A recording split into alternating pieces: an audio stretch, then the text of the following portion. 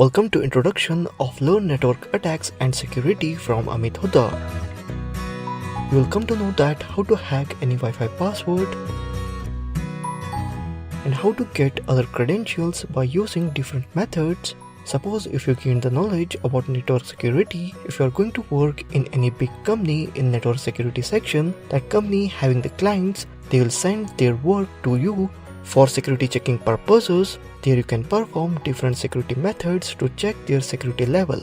In this course, I have covered how to test the website bandwidth using DOS attacks where I used different tools. And also I have shown how to perform man-in-middle attack where you learn password sniffing, URL sniffing,